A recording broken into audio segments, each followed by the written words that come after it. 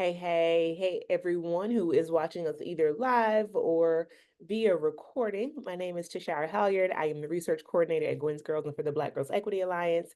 And we are here today for another day in our Black Girls Equity Week. Today is Wednesday. Our summit, as you all know, will be in person this Friday. And we hope you have been enjoying all of our engagements this week. And we're excited because our goal this year has been to answer the question, what does it mean to cultivate a community where our girls thrive, where Black girls thrive? And we know that in order for our girls to be healed and for them to thrive, we have to be doing our thriving work as well, which is why today we want to have a conversation about how we can explore what it means to heal from the inside, specifically the impact of childhood trauma. So we have two people with us, two esteemed guests. And I'm going to say a bit about who they are and then also turn it over to them and allow for folks to trickle in today and to also obviously join us later in the recording. Feel free to leave a comment if you are watching this over on YouTube. So first we have with us Ingrid Fulton Edwards. Ingrid is our Chief Program Officer and Clinical Director at Gwen's Girls. She has a background also as an adjunct professor at University of Pittsburgh. She was a clinical supervisor at UPMC, and she also is the founder and executive director. She was at Identity International Youth Network. For college, she attended Antioch College, where she studied education, African American studies, and her master's degree in social work. Direct practice is from Pitt. Welcome, Ingrid. And then we have Dr. Venus Evans Winters, which if you all have been a part of the Gwen's Girls Orbit, Black Girls Equity Alliance, and or you have attended previous summits, then you know Dr. V is close kin for us. She is the founder of Planet Venus Institute and a visiting professor of education at Ohio State and the College of Education and Human Ecology. She serves as the Black Girls Initiative Research Coordinator at the African American Policy Forum as a consultant. We love the African American Policy Forum over here. Her research areas, which you will hear about today, are educational policy analysis, Black girls and women's onto. Dr. V, help me out. Epistemologies. Thank you. Something real smart. And critical race feminist methodologies.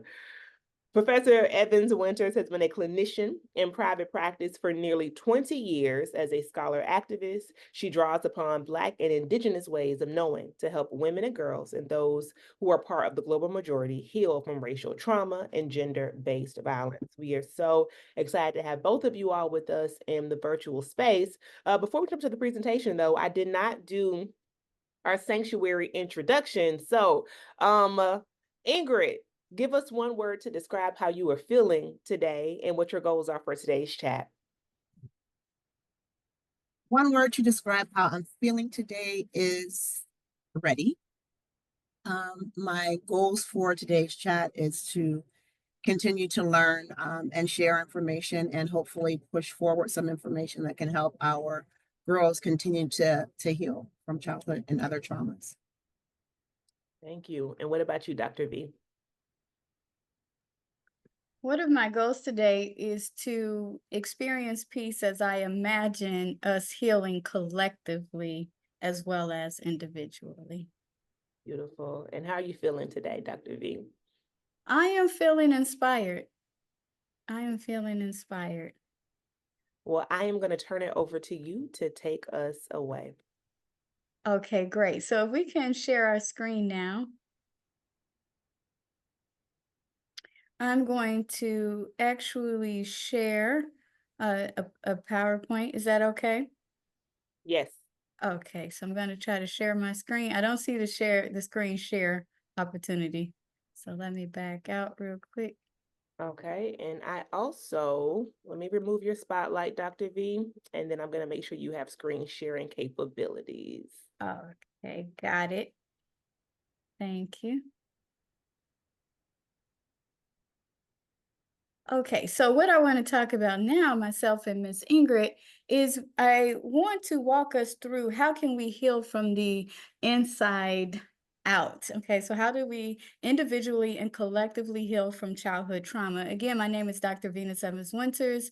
I am a professor of educational policy as well as a licensed clinical social worker in private practice and the founder of Planet Venus. So when I think about trauma, I'm always thinking about how do we heal in community so we can move the whole community forward and so that we can interrupt generational or intergenerational trauma.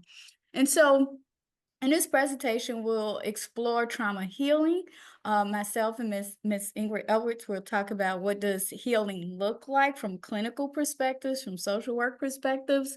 And also we're going to provide you all with more information on how do we empower ourselves to continue to stay within the healing state, right? Because sometimes, as Ingrid will tell you, we can fall back. It's a natural part of the human process, but also how can we empower others to heal alongside us, with us, and for us? And also, how can we strengthen our community with resiliency at the heart of healing from childhood trauma and promoting individual and collective healing?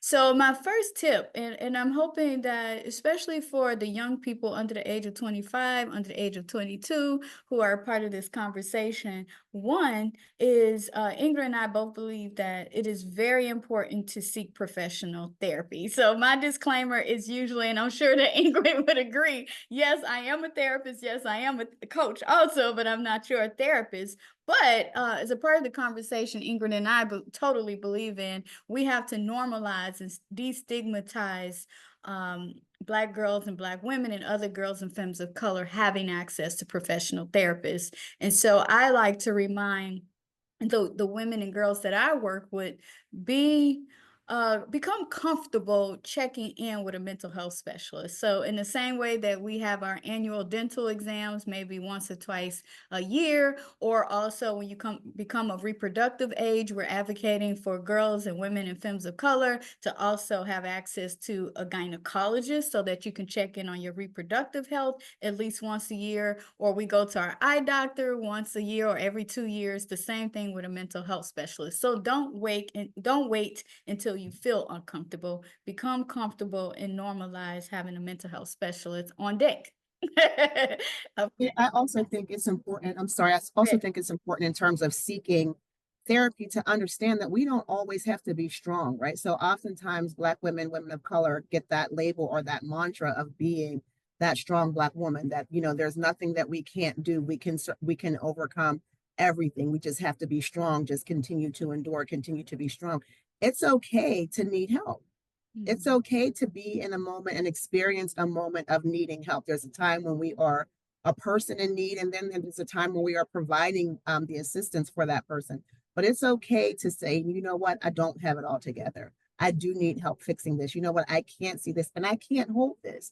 I can't carry this. It doesn't mean we're not strong, right? So it also is debunking that myth of this superhuman female or this superwoman ideology that we can take it. We don't always do what we have to do, right? But we always do what we got to do. And so some of those old epithets that are out there in our community and in our collective psyche that still kind of play a part in how we walk through this life. And so part of, like, we're talking about healing from the inside out, and just the thing that I would add is just that it's okay.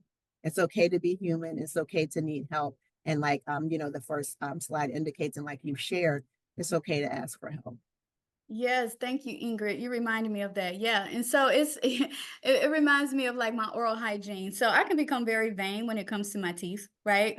So I remember as a middle schooler, I wanted to brush my teeth once or twice a day just to make sure that I didn't have bad breath. And as I got older and I could afford better products, I would also like use teeth whiteners, right? Like, let me whiten my teeth with the white Colgate, right? With the white toothpaste.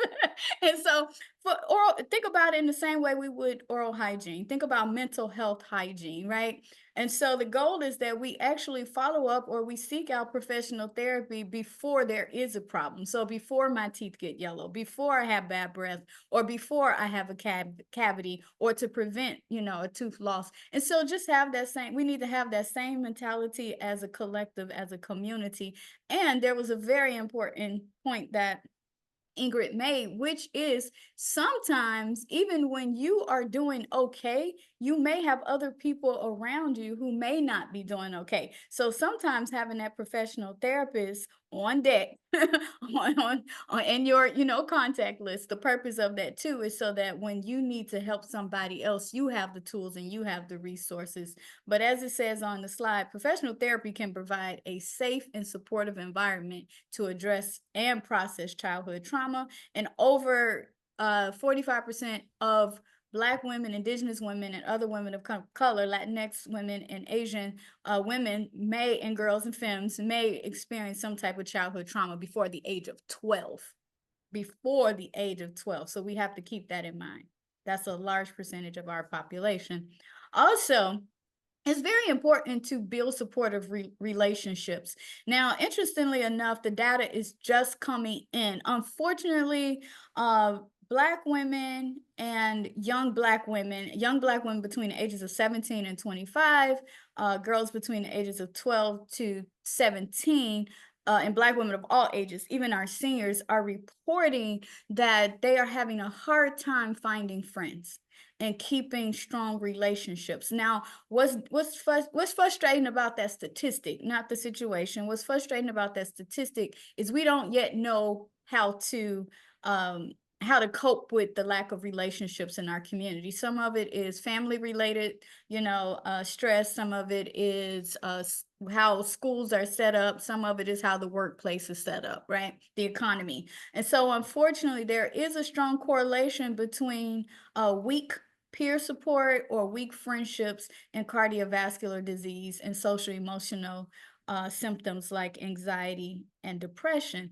And so it is really important, and I know this is where Gwen's Girls step in and other organizations, but certainly in our community, Gwen's Girls, surround yourself with other like-minded people who will be empathetic. They can understand, they can feel any past trauma or stressors that you've been through.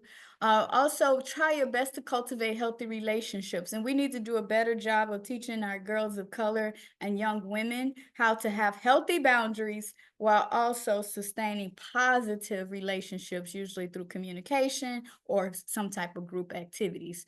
Also, again, engage in activities that you enjoy. Something, Ingrid, that I've been pushing with my own teenager. I'm not sure I need to, myself, heed my own advice, but also get off social media. So take social media breaks, right? So go on a social media or a social technology diet and actually link up with people in real life.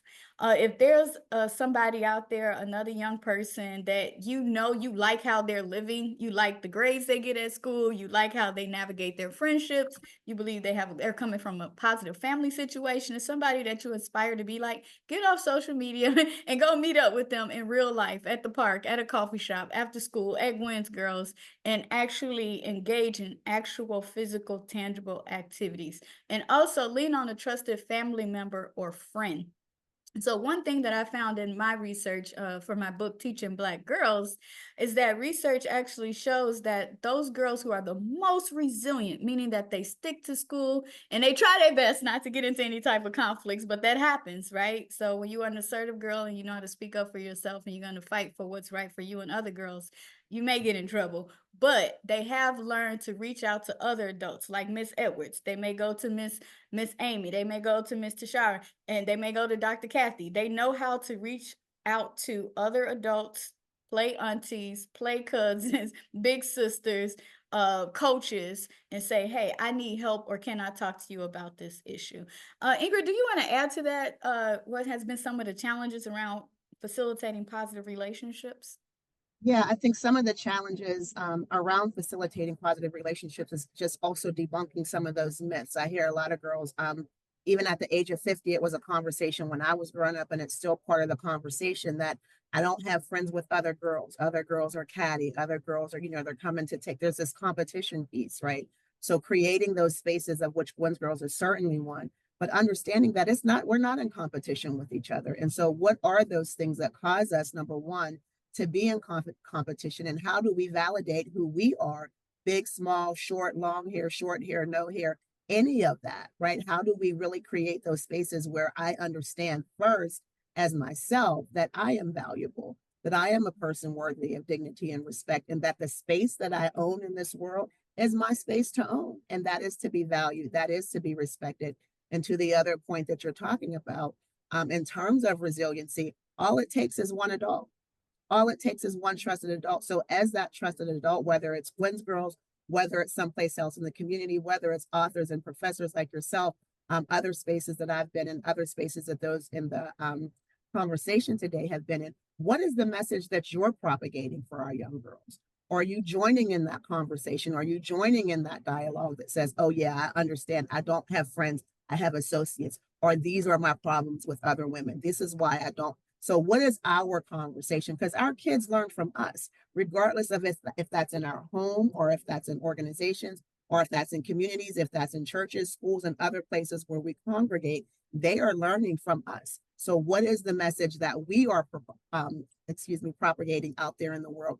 Do we know how to be empathic? Do we know how to listen non-judgmentally? What are our healthy boundaries? Are we creating boundaries that are healthy for our young kids? How do they see us walk in and out of people's lives? How do they see us as adults straighten somebody else's crown, right? In the present day vernacular that's out there. How do they see us encouraging another woman to rise up as a queen and to be the person that she is and own their space and own their value and things like that in the world? So I think a lot of it, I am a fierce child advocate, and I've just been in this space recently of giving our kids a break, because so much of what they learn is so much of what they're taught.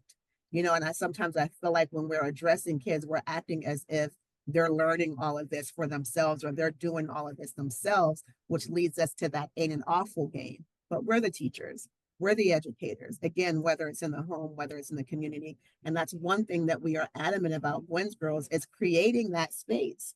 And so one of the things I love about what we do and the fact that we embrace Sanctuary, which is a trauma-informed not just curriculum, but platform for everything that we do, from how we structure our organization, the scaffolding around it, to how we interact with our girls, is if I'm having an issue, if I'm having a problem with myself, other staff, the girls are going to see it. So when we look at those parallel processes, we will be in this organization fighting it out, duking it out, doing whatever we got to do to get it together, so that when we are with these young ladies, we are creating those spaces and they trust us as safe. And they know that we can have conflict, we can have disagreement, and we can still come out on the other side stronger than that, and stronger and building strengths. And so to agree to disagree doesn't mean we just go our separate ways, never to meet again. It means that we can work together. We can come out on the other side of conflict stronger. So they watch us. And so we have to be careful of what we are mirroring and what we are depositing into them as well.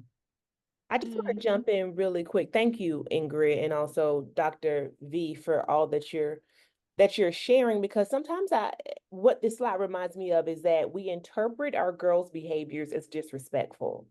And maybe I'm just not your person. And so this idea that you can lean on trusted family members or friends, and that can be anyone. It could be in school, out of school, your faith institution. It does not mean you are disrespecting me or being disrespectful if we don't have an immediate connection. Everybody ain't for everybody. Everything ain't for everybody. And if we understand that as adults, why can't we understand that for our girls and give them grace? And that's okay, right? And that's okay. Yeah. And I think that that one thing that all the women on this webinar will agree to: when you fall and bump your head as a girl, as a young woman, as a woman, trust you me, it's going to be another woman or girl there to pick you up. Period. Yes. And so very good. And so also I think that another aspect of healing from childhood trauma from the inside that sometimes we miss is this connection between speaking with someone or talking to someone about your stressors or what you're going through, and also these practices of cultivating community. We also forget sometimes that spiritual part, right? So religion and spirit is totally different. All the research in psychology as it relates to healings talk about the significance, especially for people of African descent, for Latinx people, as well as for Indigenous people, keep in mind that spirituality is a big part of the healing process. So that spirituality usually means we're going to turn to something bigger than us, forces we don't yet understand from a scientific perspective. And so we may name this or compartmentalize this as mindfulness and self-compassion. That's what it looks like, and that's what it feels like. So you can actually cultivate or foster in yourself a present moment awareness. And so mindfulness is almost like meditation. And all of us have heard of meditation, right? So it's basically taking time, be still, acknowledge your thoughts, and then analyze where are these thoughts coming from, and then let them go. And then let it go. Okay. So let that stuff go. Y'all know which meme I'm talking about, right? And then once you're able to accept your own thoughts, racing thoughts, your own feelings that you attach to those thoughts, you also have to extend yourself kindness and grace. Kindness and grace. I just woke up this morning and I had this, like, it was a thought, and it was a flippant thought. And I'm not gonna lie, Ingrid and Tashara, I was like calling somebody. It came out, and before you know it, I was like, then I stopped myself because I'm focused on peace this week.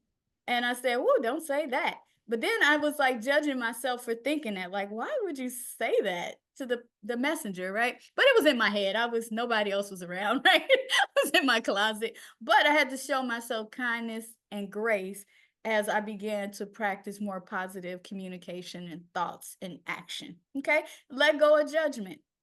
And this too shall pass. And then explore self-compassion practices. Now, that is really hard because many of us, including myself, we come from very tough backgrounds, okay? So usually the adults around us don't forgive us easily. The teachers around us don't forgive us easily. Certainly people at the grocery store walking down the street don't forgive us easy. So we actually have to practice this. So I'm just going to, in less than 30 seconds, I'm going to teach you all how to practice mindfulness. So we just come back to the moment.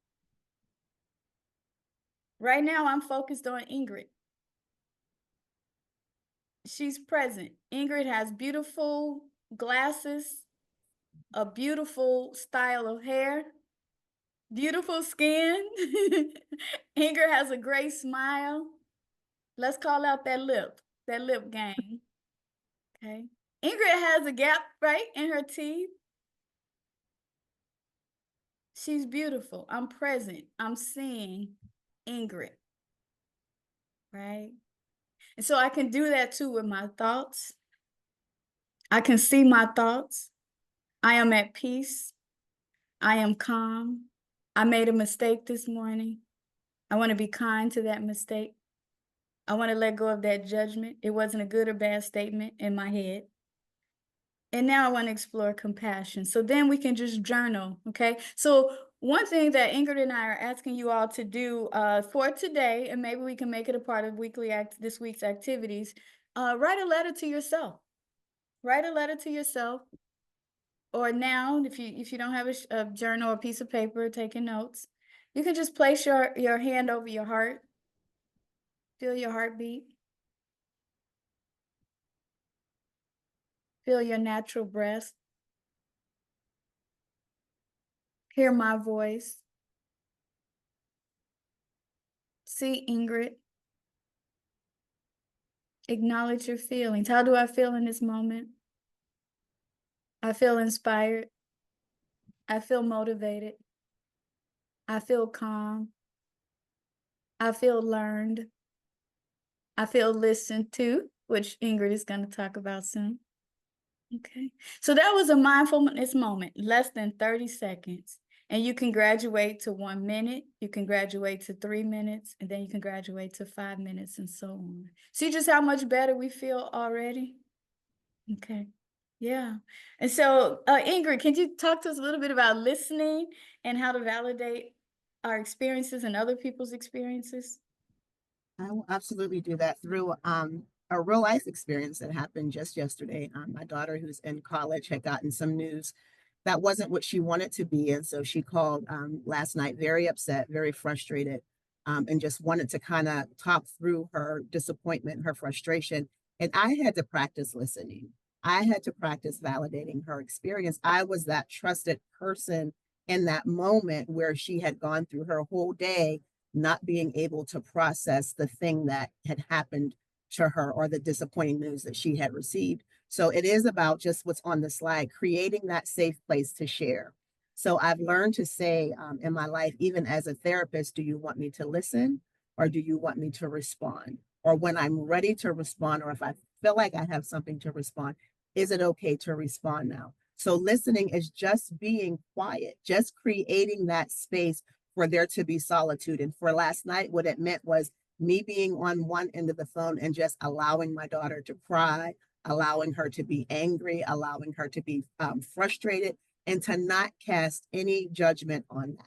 Whatever she needed and however she needed me to show up in that space for her as that safe person that she had carried this burden all day and was now ready to put it down, was now ready to release it. My job was to create the space, even on the phone, for her to have that moment to be able to do that. So we have to create spaces where people are comfortable and able to share. It doesn't mean that it's going to be easy. It doesn't mean that what they have to share may not be hard for them to say or may not even be hard for us to hear. But what it means is that the space is open for the sharing to happen. And so when we are able to unload those things, right, it means it makes a huge difference. So even the writing exercise, just getting it out of our thoughts, getting it out of our body, getting it out of that physical space onto something else helps us to create space, helps us to create distance between us and the thing that is either that traumatic thing or the thing that is causing us discomfort at the moment. Suspend judgment and assumptions. That was my baby. I understand the decision. I understand that it wasn't what you wanted. So I could have rushed in to boost her up, prop her up, all of those kind of things. And I did that eventually in the conversation. But at that point, if she was angry, if she was feeling a little bratty, if she was feeling a little jealous, if she was feeling a little whatever she was expressing, that was okay. You get your 30 minutes, you get your 30 seconds, you get whatever it takes for you to be in the moment and experience the feeling. You can do that, and you can absolutely do that without judgment. And there are no assumptions about why you're feeling. It's just where you are in the moment. And so we are going to create the container. We are going to create the space for you to dump all of that out. And it is completely judgment free. It didn't happen to me. How I might feel doesn't matter. Me projecting is not useful. Me projecting is judgment. Me projecting is based on my assumption. So again, creating that space in that container, free of judgment, free of assumptions, and also reflecting and validating. Baby girl, I understand. I hear you saying that this was frustrating for you. I hear, right? So giving back the words that they're using. So if she says to me, Mom, no, that's not what I mean. Okay, help me understand. It doesn't do me any good to be right, right? It's not about being the adult in the room. It's not about being right, forsaking safety. It's not about being right. It's about creating that container, reflecting back what you're hearing so we make sure we get it right. Because if we're moving toward solution, if I'm going on the wrong thing or if I've understood you incorrectly, how am I helping?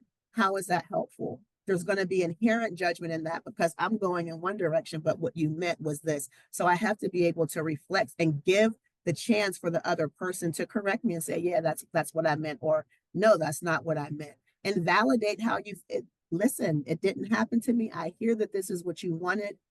It didn't go that way. I get it. Mom, have you ever had that experience? She said to me, I don't know if you've ever had that feeling. Yes, I have. And here's how, this is what it looked like for me. And so then it was like, oh, okay. So maybe you do understand what I mean. And then again, acknowledging those lived experiences. So I hear where you are. I understand where you are. If they have questions back, it's okay to answer those questions in a way that's helpful and that's conducive to the conversation. But again, acknowledging those lived experiences. And the biggest thing about listening is just creating that container where folks can yell, where they can scream, where they can disagree, where you can share, depending on the situation, but where you can share what you're feeling and have that be validated as well. Again, one of the things through the sanctuary model that Gwen's Girls does that, that sharing and how do we hold space for each other and allow each other to feel all the feels, right? And still walk away knowing that we're there for each other, and we are still valued human beings and individuals. So that's what's really important just about listening and validating the experience. Everybody wants to be heard. Think about a time in a conversation in your own life where your feelings were invalidated.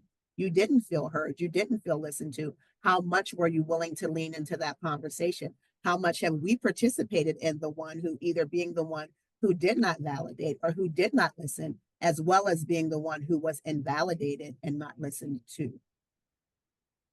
I just wanted to jump in really quickly, Ingrid, and recognize what Sarah put in the chat, because I think for those of us who are part of helping professions, this is so true. And I would love for you and Dr. V to respond to it. Sarah says, asking, do you want me to listen, guide, respond, provide resources? This is super important for me because I often jump into fix it mode. And that is not always what the person needs or wants from me. So there's something there about the fact that we probably all have in common this need to fix it.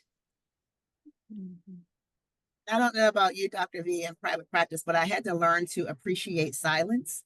And it's okay for the room to be silent. It's okay for the session to be silent, because then we get to understand, do you want me to listen? Am I listening to you? Am I responding? And it's okay to literally ask that question, and people will genuinely answer it. For example, my daughter will genuinely tell me, Mom, I just want you to listen. Again, my caveat to everything is always safety. So as long as there are no safety issues, as long as there are no safety concerns, I'll be where you need me to be, because it's about how you come out on the other side. It's not about me. Yeah, very well stated, Ingrid, and thank you for uplifting that question, Tashara. Because I was just thinking, one, this goes back to grace.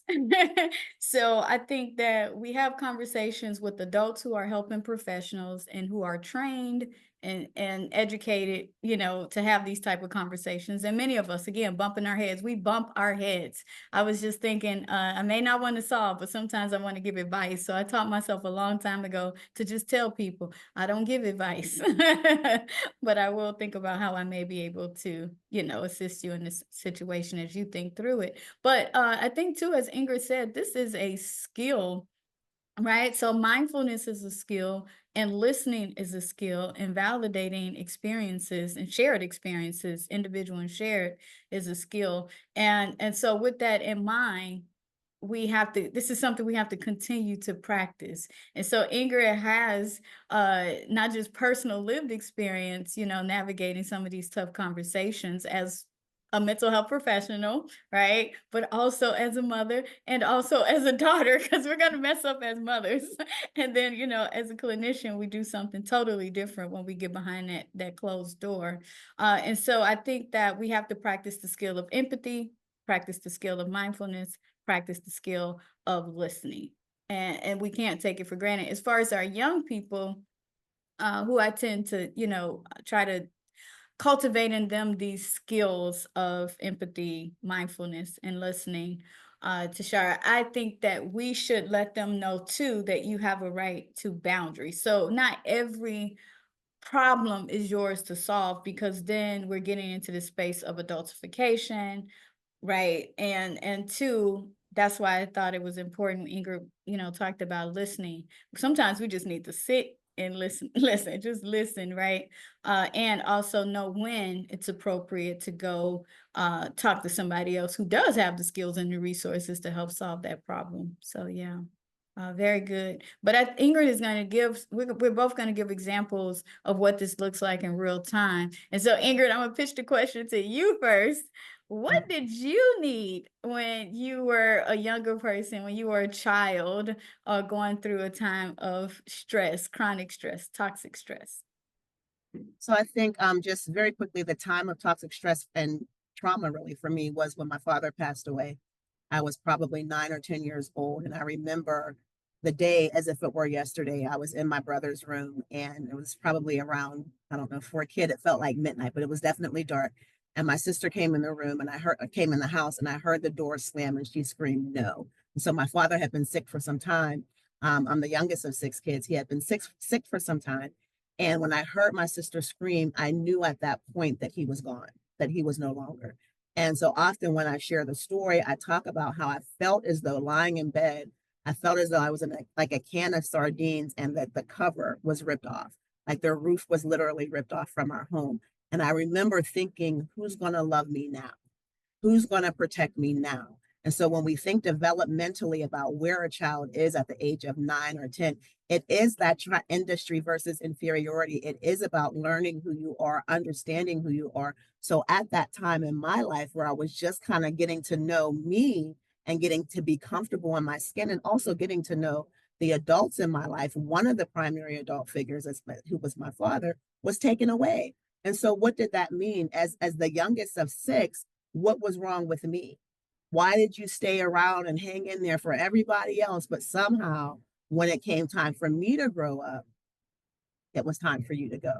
So that was the trauma, right? That was the big piece. So it was really about overcoming and dealing with and pushing through some of that insecurity and what that means and what the role of a man or supportive male figure in the life of a young girl, in the life of a daughter, what that means. So I grew up with my mom only in the home, and I saw my mother. We were at church every Sunday. There was never a time when we missed church, whether we had a car, whether we were on the bus. I saw her in 2-inch heels. My mother was always sharp, walk up the snowy hill. So there is nothing that you can tell me that I can't do, because that was my role model. That was what that meant for me. So what I needed as a child was that unconditional love, was knowing that even though my dad was gone, that I was still valued. I still had a purpose. There was still destiny and purpose for my life. My mother still loved me, right? Because what happens with kids when we lose one adult, we put everything into the other adult. So that person becomes our world because one is gone. And so we cling. We say, oh my goodness, I hope she doesn't leave me too. Or we become just like hyper vigilant about the other adult in our life. So again, for me, what was the biggest thing and what I needed was just space. And just even as I grew older, because my mom and I bumped heads after a while, but I realized how my mother really rode for me, and she rode hard for me. We had our issues in the home, but you better not say anything about me outside the space. You better not talk about me being weird. You better not talk about me being quiet, because my mother was my hero and she came to my rescue, and she still does that today. So she created that space for me to be me. She created that space for me to figure out. One of the things that my mother did that was unusual when you talk about adultification, she gave me the choice. Do you want to go to the funeral or not? Who does that? And how huge was that, right? That I was given that choice to go to my father's funeral or to not attend. And so those little things that I even recognize now as an adult that my mother did, and I thought we just didn't get along, but I understood how this woman held space for me. And so even when you see my name in slides and things like that, why I say Fulton Edwards even now is because that's my way to give homage back to my mother for thank you for being there. You didn't walk out. You didn't turn away. We didn't get, the battle didn't last long. You tried to understand me. You tried to figure it out. So what I needed then is the same thing I need now, is the same thing that I am vehement and adamant about giving our children and helping create spaces for our children, is that it's okay. I will hold back the wind. I will hold back the waves. I will hold back the world for you to get it right. And what that right means is what's right for you. Again, forsaking safety, whatever it takes for you to get to the place where you understand your value, your worth, your dignity, your respect. Because when we understand those things, there are certain things that we won't do. So my life's work, not just that Gwen's Girls, but literally my life's work is about whatever needs to be done, whomever it needs to be done with, wherever it needs to be done, holding back the spaces that will allow people, to allow young girls, young people in general, but young women to develop into their true self and what that means for them. Thank you for sharing, Ingrid. So we absolutely did not plan this. So our stories are similar. Just flip it on its head. So when the only memory that I can come up with, probably the earliest and most significant, most people would say, is that when I was 9, I was 9 years of age, and my mother passed away. And so it's interesting because somewhat like Ingrid, I was the middle child, the oldest daughter. So I had an older brother and a youngest sister. And everybody, the family, the community just stepped up. So imagine being raised by your grandparents, your aunts, your uncles, your older cousins, right? And even the men folk, right? So my dad, my uncles, my god uncles, my great uncles, like, so it was like I was given like this very rich experience, but also like, Ingrid, there's a lot of questions that were left unresolved. For a long time, I thought, damn, my mom quit on us. That's exactly what I was thinking. And it wasn't, many years of, of spiritual, reflections to try to get like, oh, that's where that comes from. But yeah, just thinking like, oh, wow, you gave up on us. You could have been stronger, or you chose this. But because I was smothered in community, I feel like everybody just jumped up and became hands-on. When I say jumped up, Sarah, and became hands-on, as you can imagine, in a working class Black community, what that looks like. So we ate well, we were dressed well, we went to good schools, had good teachers, but nobody ever stopped doing and explained why they was taking care of us. But they also had expectations of me as the oldest daughter, who, unlike Ingrid, I was not quiet. I was always strong in my resolve. I was a little mama. I was always taking a stance on something. So I had to step up. So at 9, it looks like everybody else is helping. So you better help cook, clean, do laundry, make sure your youngest sister gets where she needs to be, and make sure the elderly are taken care of. And so I had a lot of roles and responsibilities at a very young age. It's almost like you're replacing your mother. In fact, there's a great book called Daughters Who Lost Their Mothers.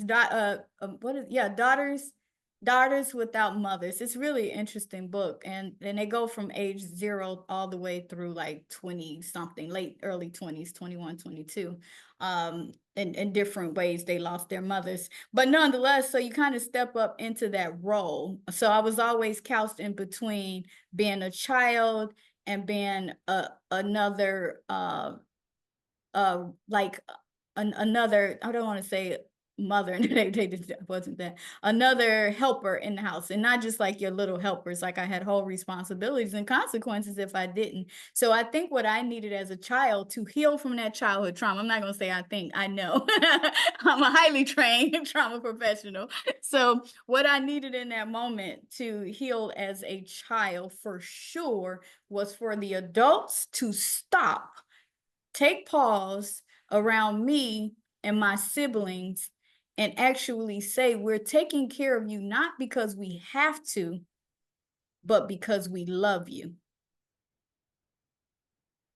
Okay, so imagine if every Black girl on the planet said, I'm not taking care of you because I have to. Sometimes I don't even want to, but I love you. And that's exactly what was missing. And it carries over into other relationships. So what this looks like, you all, as a young woman and as adult, and now as a parent, I'm gonna jump right in.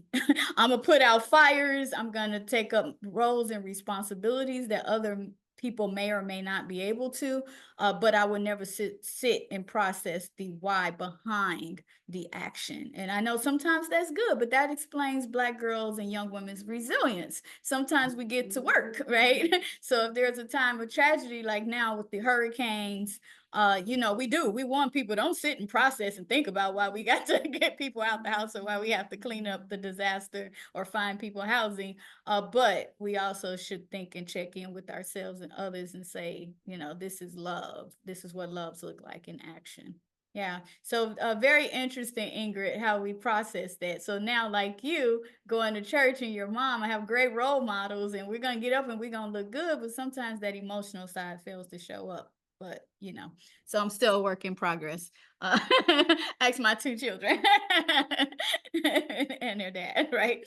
So We provided some resources. This webinar, I believe, will be shared. It's going to be archived on Whova. It's also going to be available on YouTube, and also you can take a picture. I know that's what young people like to do now. Every time I think, they're like, oh, we'll just take a picture of it. So we wanted to provide you all with some online resources, a great directory, because usually when people reach out to me, and I'm sure this happens to you as well, Ingrid, they reach out and say, yeah, but I want a Black therapist, or I want a Black woman therapist, or I want a person of color. So Black therapy for Black girls has been around now for a few years, pre-pandemic even. That's a directory where it has mostly, I believe, all Black women therapists. Don't quote me on that, but for sure, all the therapists specialize in working with Black people, Indigenous people, and other people of color. And these are highly trained, skilled clinicians of color.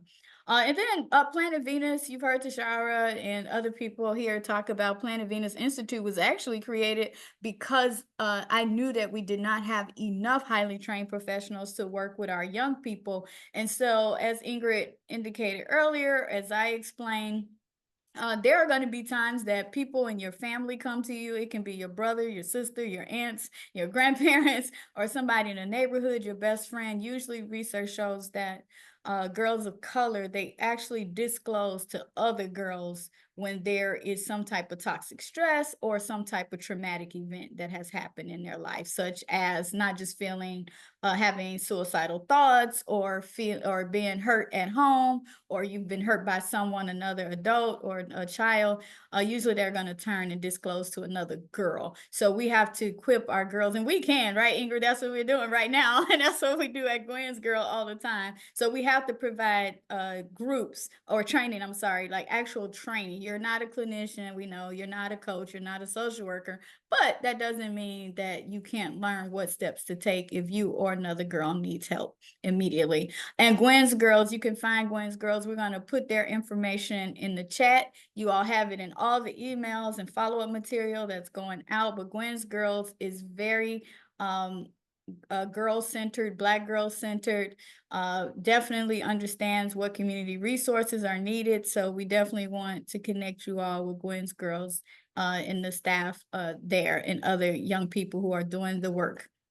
Also, a very big advocate. You all can Google this as soon as this webinar is over. The National Alliance on Mental Illness, they have a lot of free resources that, sometimes I turn to myself. They even have handouts for, teenagers. They have handouts in Spanish. They have handouts for parents. They have handouts for veterans, all of the population groups that we've worked with at some point or the other. And their hotline and crisis line is open 24/7. So if you ever feel uncomfortable or you know someone in crisis, definitely provide that information. And also, I think it's very, very important to also protect the stories, the experiences, and consider the needs of girls who are part of the LGBTQIA+ community.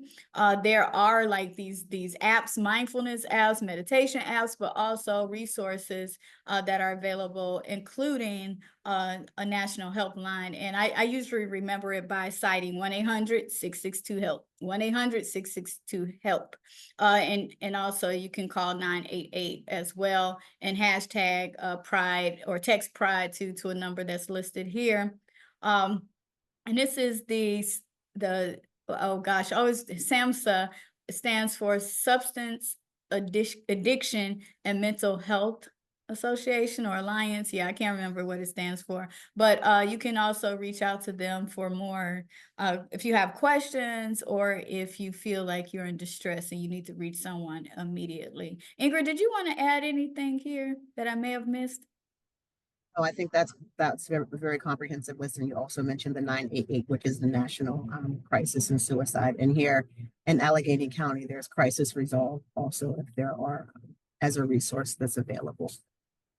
All right, so thank you all so much for listening to us and learning with us. And so now we're going to open up the floor for more Q&A to wrap us up. So the floor is open. Please feel free to unmute yourself and just jump in and ask any questions, or to share any thoughts that you might have. We know that you all are in the community doing work, and so we would love to hear your thoughts on what has been shared today regarding healing childhood trauma, either for ourselves and or for our girls. And thank you, Venus and Ingrid, for sharing your personal stories. Ingrid, when you said your mom would have on her 2-inch heels, I immediately got an image in my mind of what she must look like. Yes, I love it. While we're waiting on folks to unmute themselves, I did have a question because we've talked a lot today about the individual circumstances around our trauma, but I've heard you mention, Dr. V, many times about the larger systemic factors. So please dig into that a bit for us. I have a question here. Trauma can be caused by individual actors as well as our public systems. Why is it important for us to have a systemic lens to our mental health advocacy for Black girls? That is a great question. I'm so glad you opened up the floor. I think sometimes we go right into triaging, right, Ingrid? That's like our training. And so, and that's what I said, it's a difference between just your typical mental health practitioner and those of us who are even trained from a social work perspective. And I would add from an intersectional perspective where we consider both race and gender. And so when you look at our systems, we can turn to two crises in particular that's going to affect our girls. One is push out. So many Black girls, especially those who are attending low income and working class school communities, but certainly also those girls of color who are in, and when I say girls of color, Latinx, Indigenous, and Black girls who are attending even middle income schools or even high resource schools, but they are the minority. Research is showing that they are policed from everything. It's in the news right now. They're being policed for their hair. They're being policed for their tone, or what we now call tone policing, or what the school discipline policies may call talking back or infractions, right? So girls are actually being punished for that. They're also being punished for a small infraction such as not having sleeves, similar to what I'm wearing here today as a professional. And so research also shows that Black girls are more harshly disciplined in school. So if you look at the work of Dr. Monique Koofson, her work has well documented that Black girls are being pushed out of school, not for, threats to the school community, not for interrupting, the school environment overall or interrupting the teacher, but what one person may perceive as being insubordinate or out of line. And so that crosses over with our ideas of femininity.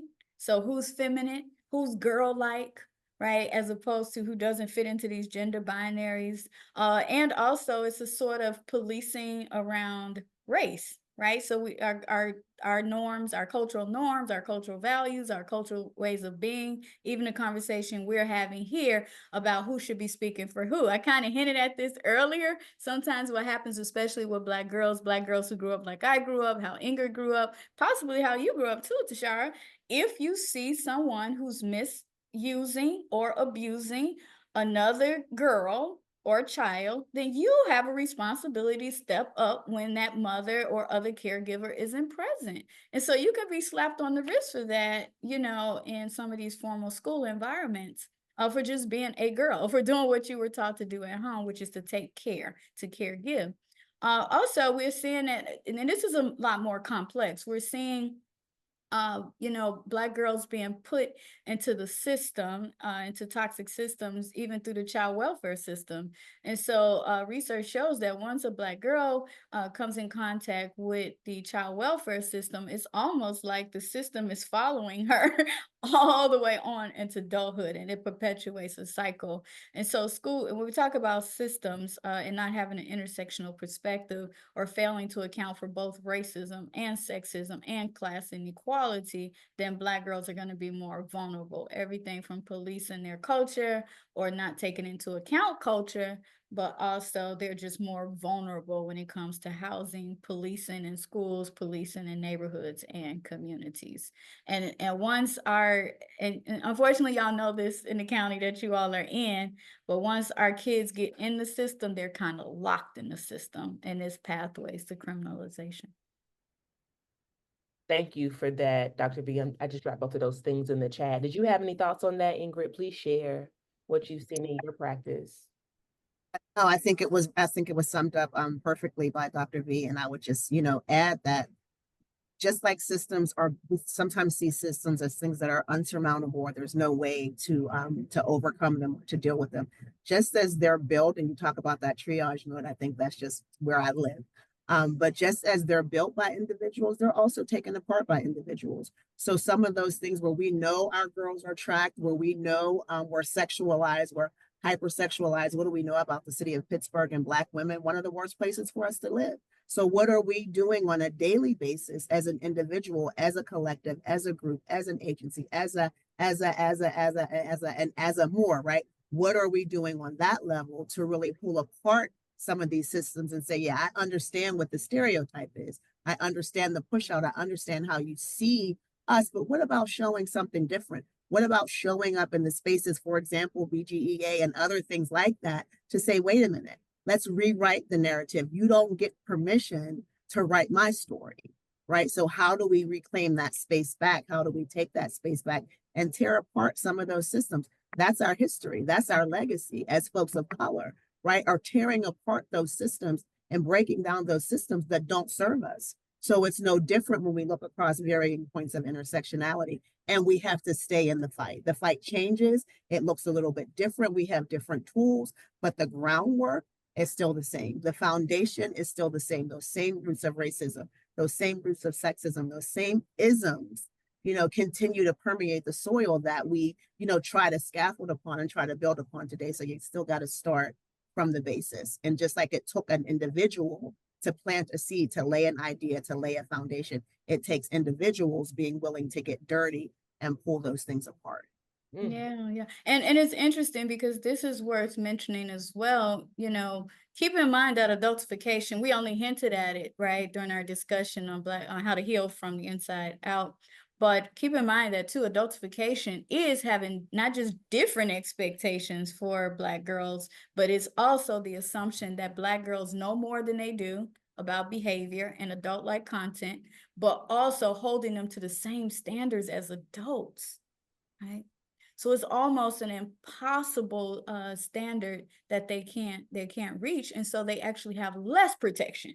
Right. So that's why we're having this conversation, and they're going to have bumps and bruises along the way to their psyche, their mind, unfortunately their bodies, and sometimes their spirits, and that's what we're dealing with. Not intergenerational trauma that's passed on just from family member to family member, but we're also passing on trauma from these systems that our young people continue to be put into full time or, somehow connected to that. But as Ingrid just said, we can tear them down too. We can build them up. We can help tear them down in compassionate ways. Thank you both for that. That's such a powerful reflection on that question. So Melissa says something that I think we also should lift up. She says these systems also respond/react very differently to parents of color than to white parents. As white parents, when the school wanted to impose an out-of-school suspension on my son, we were able to push back and say, no, your job is to educate. So thank you for that reflection about how parents are also treated differently when attempting to advocate for their children. Then the last question is from Savannah, who says, how should we open up the discussion around trauma in group settings? And I think, Savannah, maybe you mean how we bring that trauma lens, maybe if we're working with young people in group settings. If not, correct me. Feel free to unmute yourself. But let's start there, Dr. V. How do we implement this framework that you all have talked about in group settings, whether out of school time program, education settings, faith-based institutions, et cetera? I am interested if the person is asking about group settings, practices, or if they're interested in what happened when the entire group is traumatized, because I think that is a different approach. Good. So, hi, good afternoon, everybody. I was actually saying, because I run a female support group for young ladies called the Little Sis Project. And I just wanted to know, like, how could I bring that discussion into the group setting and kind of encourage the youth to share their traumas without also traumatizing them as well? Oh, that's a good question. So first of all, I think that Gwen's Girls has been trained in one of the best models I've seen yet, which is the sanctuary model. And I'll be honest with you, for me, it's also important, especially when working with predominantly Black groups or Black people, and or in your case, little sis, even girls of color or femmes of color. I think it's important too to bring in some aspects of their own culture, whether that's African or African American culture, Black history, the Black radical tradition. So with that said, though, we are moving away from that framework.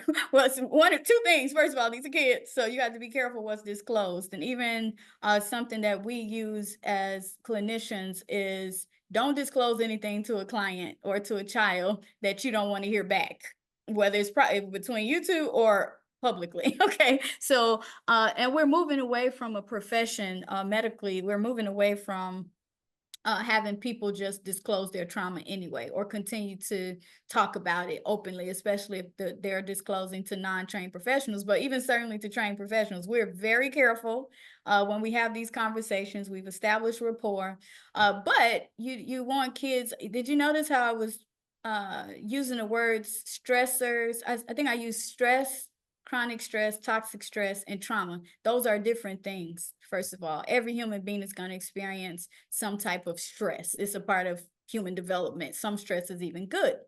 And long story short, now there are some people who are going to experience chronic stress or a traumatic event. That doesn't mean it's going to turn into trauma.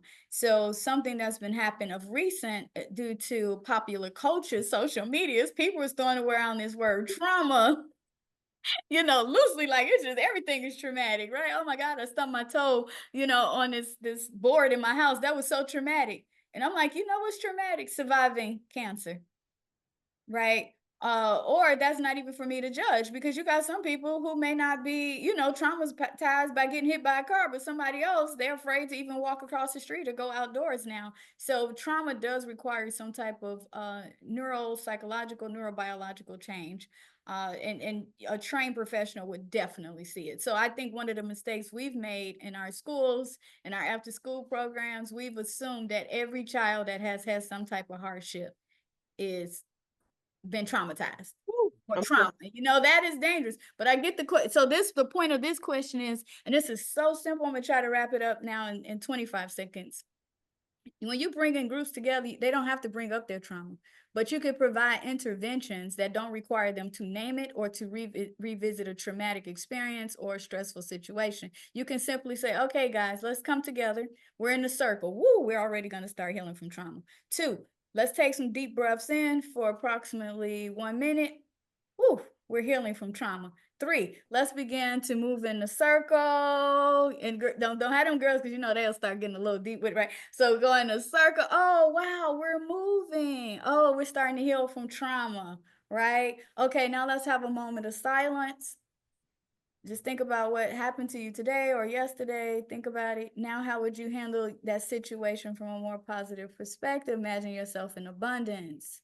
Imagine yourself with friends and family that you love. Imagine yourself on the beach in Miami. Sorry, y'all lost me there. But yeah, right. Or let's color, let's draw, let's dance together. I think that's a lost trade, right? We haven't talked about that. Some of us who moved into predominantly white suburbs and predominantly white schools, guess what? We're not jumping rope anymore. We're not playing double dutch. We're not dating. We're not doing hand games. We're not dancing. We're not getting our hair French braid on the porch. You see what I'm saying? Those were healing practices.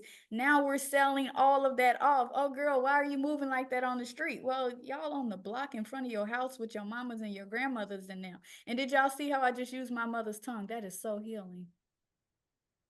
I'm not speaking somebody else's language, and every last one of y'all understood what I said without utter AI. Who would have gotten it wrong? You see what I'm saying? So I hope we answered the question. There are more cultural and indigenous ways of healing, and there are ways of healing in community without re-traumatizing or promoting oversharing. There are more ways to heal from trauma without re-traumatizing or promoting oversharing. That sounds like the topic of the next webinar, because I think we all need to get deeper into that. And I'm seeing Marsha shake her head, and hopefully, Savannah, you got something from that as well. And Sarah says, agreed. So we want to hear more of those practices. And Dr. V, I know you've studied them deeply, and so we would be excited to hear more about it. And also to know, Ingrid, from a clinical perspective, what you also have seen as an intervention that helps to heal from trauma. During yesterday's webinar, I mentioned that my word for the year was to heal. I always give myself one word. And I said, because I realized that if I am healed, all my other goals will fall into place. And Dr. Daniela Brissett, who is our keynote on Friday, said, I challenge you to actually say, I am healing, because it's not a final destination. We are always in process. And so I think we learned today something about that process and where it begins and how we can continue it. So thank you all so much for joining us. We will see you good people very soon. Make sure you jump into today's Thriving Challenge. Drink lots of water. That is what